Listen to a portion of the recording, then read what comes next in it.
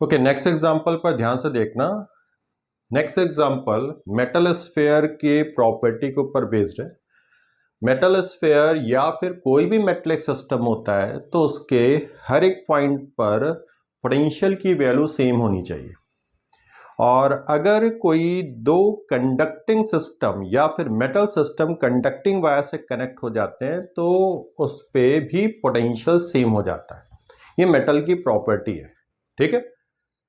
तो अब इसके ऊपर बेस करके क्वेश्चन फॉर्म किया गया है कि यहां पर कुल मिलाकर के n आइडेंटिकल स्फेयर दिए हुए हैं। फर्स्ट स्फेयर इस तरीके से जिसके रेडियस की वैल्यू स्मॉल r के इक्वल है, इसे कंडक्टिंग वायर से कनेक्ट किया गया, इसकी लेंथ l के इक्वल है, फिर यहाँ पे स्फेयर कनेक्ट किया गया और ऐसे n आइडेंटिकल स्फेयर कनेक्ट करके रखा हुआ है, ठीक है। l डिस्टेंस यहाँ पे n-1 और n स्फेयर इस तरीके से कनेक्टेड है।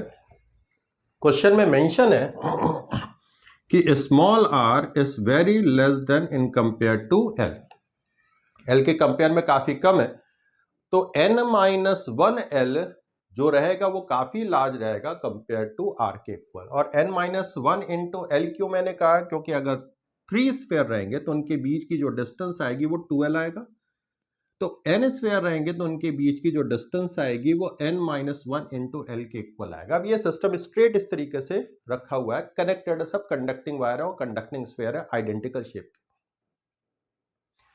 अब इसको एक यूनिफॉर्म इलेक्ट्रिक फील्ड में इस साइड की ओर रख दिया। Uniform electric field capital E right side की ओर यहाँ पे जा रहा है, तो हमें बताना है एक्सट्रीम एंड पे जो स्फेयर है उस पे कितना चार्ज इंड्यूस होगा। तो अब होगा क्या कि इस पूरे केस में यहां पर इलेक्ट्रिक फील्ड, जो एक्सटर्नल इलेक्ट्रिक फील्ड है, वो एक्सटर्नल इलेक्ट्रिक फील्ड के हेल्प के कारण जो मेटल के इलेक्ट्रॉन है वो अपोजिट डायरेक्शन मूव करते हुए इधर की ओर आएंगे। तो इस स्फेयर के ऊपर नेगेटिव चार्ज स्टोर होगा। ऑब्वियसली इधर नेगेटिव चार्ज, तो इधर की ओर पॉजिटिव चार्ज स्टोर होगा, ठीक है ना। पॉजिटिव चार्ज यहां पर क्या हो जाएगा, स्टोर हो जाएगा।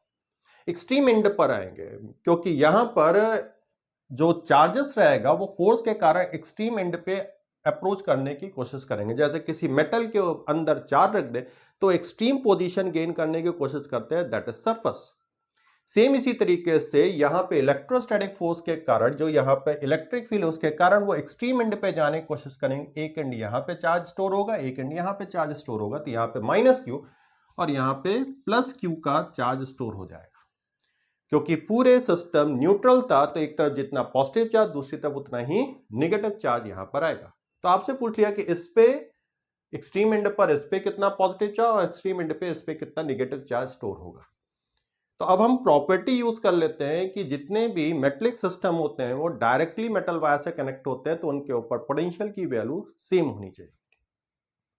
तो मैंने इस पॉइंट पर पोटेंशियल की वैल्यू V1 लिख लिया और V1 पोटेंशियल की वैल्यू मैंने लिखा -kq divided by small r, इसके सेंटर पे। इस इलेक्ट्रिक फील्ड के कारण इस सेंटर पे पोटेंशियल की वैल्यू V1 डैश लिख लिया, तो Q के कारण यहां पे potential -kq by r, external electric field के कारण V1 dash, total potential centre पे V1 आ गया। मैंने इस चार्ज के पोटेंशियल की वैल्यू इस पे कैलकुलेट नहीं कराया क्योंकि यहां पर पहले से ही मेंशन है small r is very less than in compare to l, मतलब इनकी बीच की दूरी काफी ज्यादा है, ठीक है ना। अब दूसरे एंड पर यहां पर पोटेंशियल की वैल्यू को कैलकुलेट करेंगे तो यहां पे potential V2 is equal to यहां पर इस चार्ज के कारण आ जाएगा kq divided by r plus external electric field के कारण वहां पे पोटेंशियल V2 डैश आ जाएगा। अब जो भी पोटेंशियल यहां पर आएगा वो दोनों एक दूसरे के क्या रहेंगे, इक्वल रहेंगे।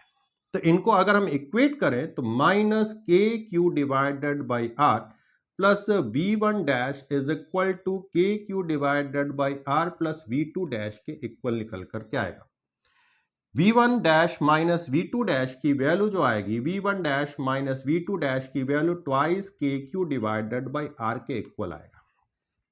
ये पोटेंशियल डिफरेंस, और V1 dash minus V2 dash जो यहां पर पोटेंशियल डिफरेंस आ रहा है वो एक्सटर्नल इलेक्ट्रिक फील्ड के कारण पोटेंशियल डिफरेंस की वैल्यू आ रहा है। एक्सटर्नल इलेक्ट्रिक फील्ड कांस्टेंट है, एक्सटर्नल इलेक्ट्रिक फील्ड कांस्टेंट है, तो v1 dash minus v2 dash की वैल्यू को अगर मैं लिखूं तो v1 dash minus v2 dash की वैल्यू कुछ नहीं, इलेक्ट्रिक फील्ड मल्टीप्लाई यहां से यहां तक की डिस्टेंस आएगी, क्योंकि इलेक्ट्रिक फील्ड होता ही है potential gradient, potential drop per unit length.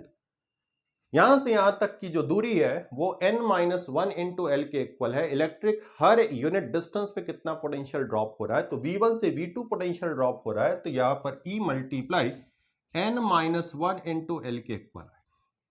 और ये potential difference twice K Q divided by R, twice K की वैल्यू को मैंने पुटअप कर दिया तो q divided by 2 pi epsilon nought into R के इक्वल आ गया।